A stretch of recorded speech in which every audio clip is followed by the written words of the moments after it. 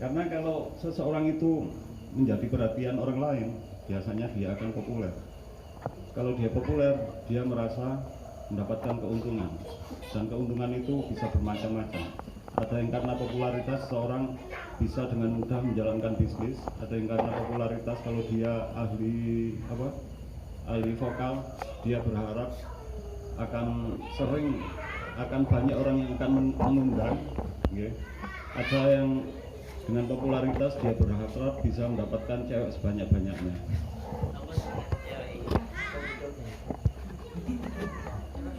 Mas Randy, cewek Mas Randy. Dosa, info. Sherlock. Tapi kita harus tahu, kita harus sadar, kita harus berpikir. Walaupun kita pemuda yang hasratnya itu lebih besar daripada akal sehatnya, kita harus berusaha untuk mempergunakan akal sehat kita. Kita ingin menjadi perhatian, kita ingin populer, apa tujuannya? Lalu tujuan yang kita inginkan itu baik atau tidak untuk kita dan sesama manusia, itu harus kita pikirkan. Karena tidak jarang ketika kita menginginkan sesuatu dan ketika sesuatu itu tercapai, ternyata sesuatu yang tercapai itu tidak baik untuk diri kita. Banyak orang yang ingin kaya tapi kekayaan mereka justru menghancurkan mereka. Banyak yang ingin populer, popularitas mereka justru menghancurkan mereka. Itu harus kita pikirkan. Dan kalau kita umpama ya ingin populer, kita menjadi perhatian orang sekampung, kita merasa senang. Apalagi yang memperhatikan kita itu seorang pejabat, serendah-rendahnya Pak Lurah lah. Pak Lurah memperhatikan kita, seneng nggak kira-kira? Seneng betul kira-kira? Kita menjadi perhatian Pak Lurah. Wah, rata-rata orang akan merasa senang. Lalu bagaimana kalau yang memperhatikan kita itu Pak Camat? Tambah seneng. Sing memperhatikan Bupati ya, tambah seneng mana? Apa nek sing memperhatikan itu Gubernur, terus Pak Presiden? Kita akan semakin senang. Tapi kita nggak pernah membayangkan bagaimana kalau yang memperhatikan itu adalah Allah Ta'ala, Tuhan kita, yang kita imani sebagai pencipta alam semesta, yang memberikan rezeki untuk semua makhluknya. Dia yang mengatur jagat raya, dia yang mencukupi semua kebutuhan kita. Apakah kita tidak justru lebih senang kalau kita diperhatikan oleh Allah Ta'ala? Itu yang jarang kita pikirkan. Senang diperhatikan manusia tapi nggak tahu kepingin diperhatikan Allah Ta'ala. Padahal kalau kita diperhatikan Allah Ta'ala, keuntungan yang bisa kita dapatkan itu akan jauh lebih besar daripada kita mendapatkan perhatian dari sama manusia. Awal itu umpamanya diperhatikan Pak Lurah, kira-kira apa keuntungannya? Nah, kalau nggak tahu diperhatikan Pak Lurah, gak ngerti ya, mau takut ya apa keuntungannya, ya sembuh. Ya minimal amplop Gus. Amplop. Nggih. Bahwa ini apa kapasitasnya kok untuk amplop itu? Nah, jadi kan sekdes ah, sekretaris desa. Karena yang beli pas itu asal amplop Pak. Nanti perhatikan kali Pak Lurah. Ono kopi. Nggih. Terus jerone anu apa? Materi undangan kon garap. Kon nulis undangan ini. Ya seperti itulah rata-rata manusia ingin mendapatkan perhatian dari sama, tapi mereka lupa ada perhatian yang paling berharga, yaitu perhatian dari Allah Ta'ala. Masa muda, masa yang sangat jarine indah, tapi amat singkat durasinya. Nggak terasa lagi. Kadang kita semua ini moro-moro loh. Aku ini wes kayak gini ya. Padahal sik tas wingi aku wis sepedaan ngalor ngidul. Saiki tak sawang-sawang kok wis tambah kewuk, tambah nggak pantas mana-mana. Terus apa yang kita lakukan selama masa muda itu endi hasilnya? Banyak pemuda yang seperti itu. Mereka ketika mempunyai keinginan, merasa apa yang mereka inginkan itu harus terrealisasikan. Tapi ketika semakin dewasa mereka membuktikan ternyata keinginan mereka itu tidak memberikan manfaat sama sekali. Itu yang harus kita jadikan perhatian. Selain itu di masa muda kita seringkali mengalami jiwa yang labil, sehingga apa yang kita ketahui, ilmu yang kita resapi tidak mampu menjadi prinsip kehidupan kita. Padahal tujuan dari thalabul ilmi atau menuntut ilmu adalah diharapkan ilmu itu menjadi prinsip dalam kehidupan kita. Selama kita tidak menjadikan ilmu itu sebagai prinsip dalam kehidupan kita, kita akan mudah terombang-ambing. Dalam dunia politik disebut oportunis. Koncone melok ngene, koncone ngene melok ngene. Ndi sing menguntungkan ya iku sing dieloki. Enggak punya prinsip. Kumpul wong salat melok salat, kumpul wong pacaran melok pacaran, kumpul wong apa?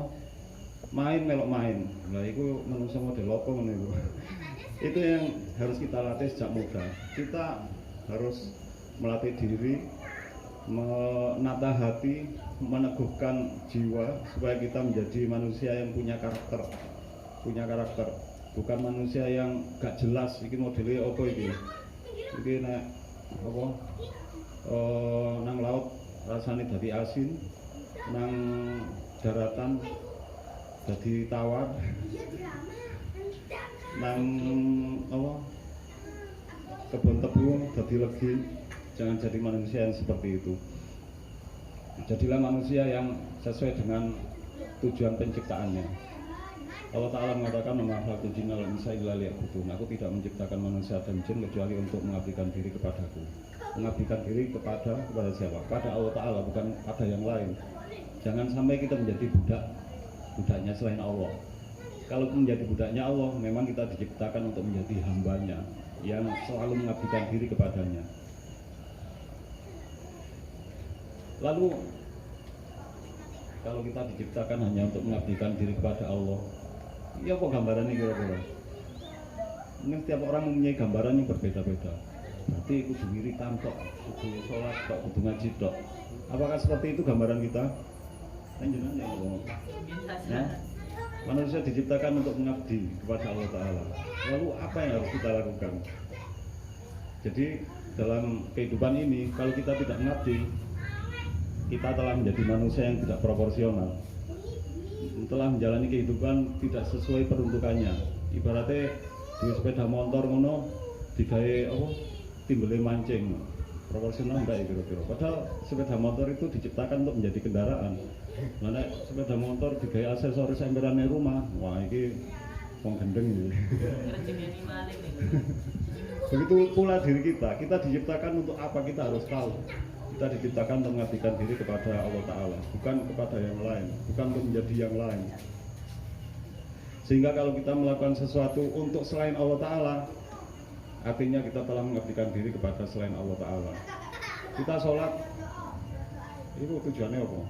Ono sing niate iku rezekine cek lancar, ono sing niate iku ujiane cek lulus, sekolah cek lulus. Tes nopo?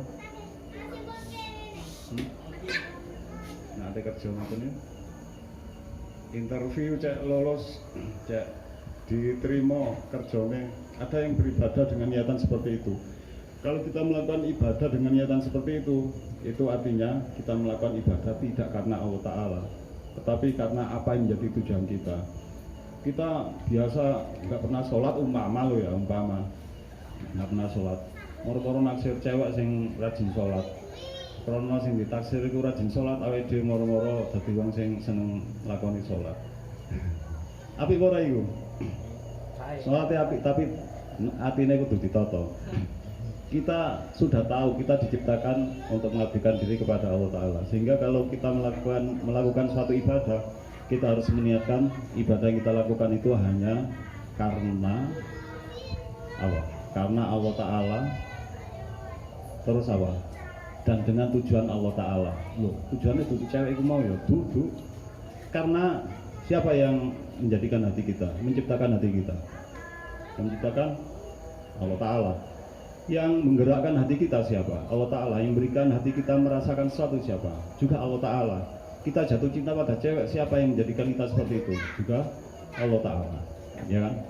Jadi semuanya yang melakukan adalah Allah Ta'ala. Buktinya apa? Kalau kita merasa bahwa apa yang kita lakukan itu karena kemampuan diri kita, iya, karena kemampuan diri kita, tentunya tidak ada orang yang lumpuh, tidak ada orang yang hanya tidur-tiduran, karena manusia itu bisa menciptakan pekerjaannya sendiri. Orang yang sedang sakit, dia disuruh lari, dia tidak akan mampu. itu kan suatu bukti bahwa pekerjaan manusia itu yang menciptakan juga Allah Ta'ala. Dalam Al-Quran Allah Ta'ala juga mengatakan Wallahu khalaqakum wa ma ta'malun. Allah menciptakan diri kalian semua dan apa saja yang kalian semua perbuat. Termasuk kita duduk di tempat ini, yang menciptakan apa yang kita lakukan di tempat ini juga Allah Ta'ala. Kalau dia tidak menciptakan apa yang kita lakukan di tempat ini, tentu kita tidak hadir di tempat ini. Jadi apapun yang kita lakukan, kita latih mulai sekarang hanya karena Allah Ta'ala dan dengan tujuan Allah Ta'ala. Kalau Allah Ta'ala ridho, dia akan memberikan apapun kepada kita. Ya, ini yang sering menjadi paradoks. Banyak orang menyembah Allah Ta'ala, melakukan ibadah kepada Allah Ta'ala dengan tujuan supaya Allah Ta'ala memberikan sesuatu pada kita. Ya, supaya dia memberikan sesuatu pada kita. Contohnya ya tadi yang kita bicarakan, dia melakukan sesuatu supaya ngene rajin ibadah, cek dan lulus sekolah, cek gampang diterima kerja, cek gampang untuk bojoe, cek gampang rezekine, semacam-macam lah. Sementara bagaimana kalau kita menyembah Allah Ta'ala supaya Allah Ta'ala ridho kepada kita, supaya Allah Ta'ala mencintai diri kita? Bukankah kalau dia mencintai kita, meridhoi kita, dia akan memberikan yang lebih besar daripada harapan kita? Ya, itu harus kita perhatikan. Jangan sembah Allah Ta'ala supaya dia memberi, tapi sembahlah Allah Ta'ala supaya dia ridho dan mencintai. Kalau dia mencintai, yang diberikan kepada kita akan lebih berharga, lebih besar daripada apa yang kita harapkan.